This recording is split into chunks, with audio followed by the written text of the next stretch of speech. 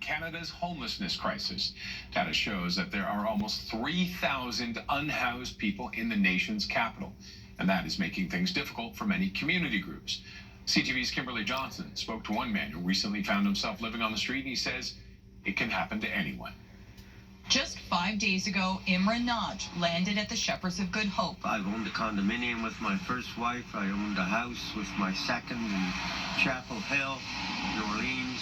I've had a very good life up until, I'd say, about 2 weeks ago. But he says after suffering a mental health episode and issues with alcohol, he was evicted from his retirement residence. He says he always wondered how people ended up needing support. We need more people to realize that there is an issue.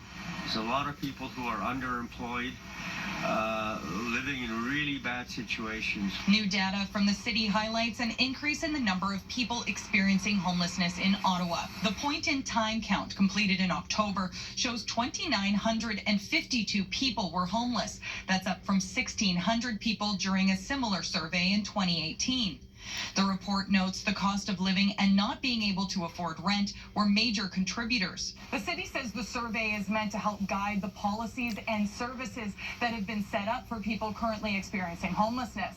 More than half were between the ages of 25 and 49, the average age being 32 years old, and the majority were males. These are really important surveys for us to understand any shifts and changes that are going on within homelessness. 43% of the respondents to the survey were immigrants and refugees, with most people being in the country less than a year.